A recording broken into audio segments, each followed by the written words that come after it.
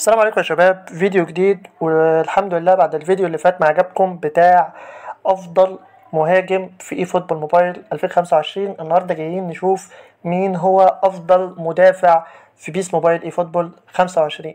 فما تنساش قبل ما نبدأ تعمل فولو لايك سبسكرايب، ولو انت على اليوتيوب تشترك في القناة ويلا بينا نبدأ.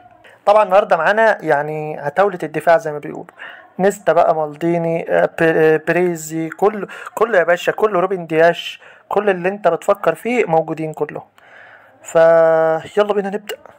طبعا اول واحد هنبدأ بيه وهو الصخرة البرشلونية، الحاج بيول.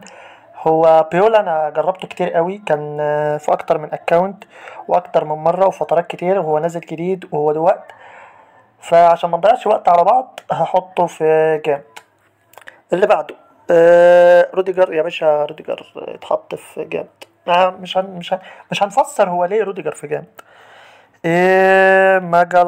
ماجالايش هو حلو، بس في احلى منه، انت فاهم؟ يعني الاسماء اللي معانا في اللي احلى من ماجالايش، فهنحط ماجالايش في عادي. اراوخو النسخة دي جامدة يعني بكل المقاييس، فهنحطها في جامد. يا بيكي النسخة دي كانت نازلة خدت تطبيل وزيها زي ادريانو بالظبط، بس الفكرة ان هي لا، في الملعب هي عادي بزيادة.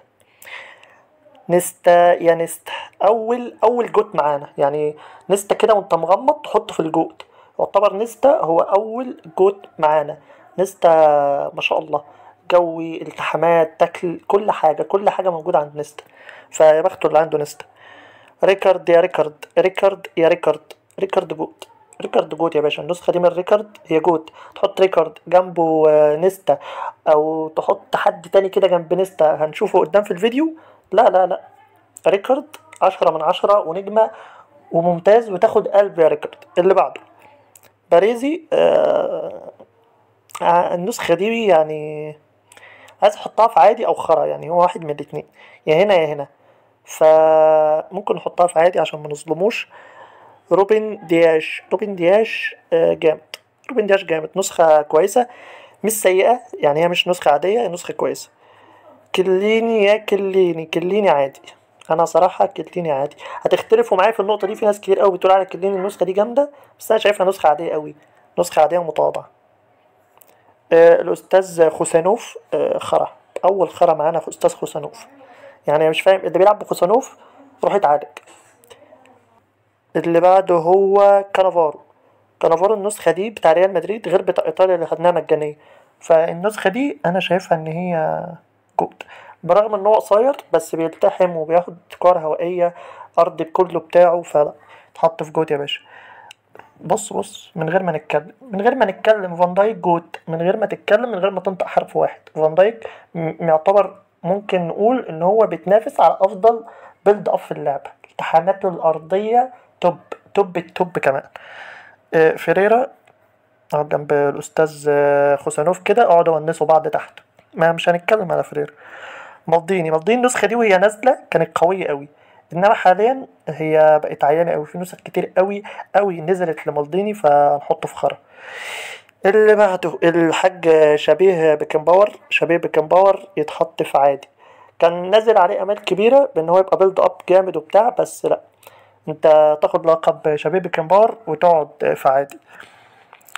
اللي بعده جوناثان تاه كان جامد قوي في فترة، أول ما كان نازل أول أسبوع أول أسبوعين، وهو جد وطويل وبتاع، عايز أحطه هنا مع الشباب دي في عادي، بس عايز أحطه في جامد، أنت فاهم؟ فممكن نحطه في عادي. يلا.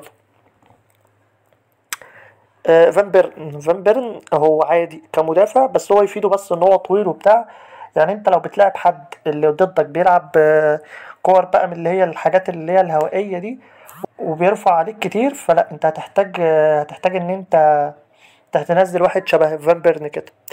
سليبة يدخل في جامد. سليبة يقعد في الجامد جنبه بيول والرجالة دي كلها. اللي بعده استاذ مارتين، معلوش كلام كتير من اللعيبة والشو عليه قليل، ورغم من كده فهو لعيب جامد، بيقدم اداء حلو قوي، وده بشهادة الناس اللي معاه، فنحطه في جامد. كده انا قايمتي تبقى خلصت. معانا الشباب اللي خد الجوت هي نيستا، ريكارد، كانافارو، وفان دايك. الجامد طبعا بيول والرجاله اللي معاهم. العاديين موجودين بارتو، بيكيه، باريزي، كليني، والشباب كلها. وطبعا في 3 قاعدين تحت في قسم الخرا قاعدين تحت. لو في لعب في دماغك انا ما ذكرتوش في الفيديو اكتبوا لي تحت في الكومنتات. ولو مختلف معايا في الرأي كومنتات تحت، هنرد على بعض ونتناقش ونشوف مين صح ومين غلط. وبس كده انا قلت لك هما مين افضل مدافعين اي فوتبول موبايل 2025. وسلام.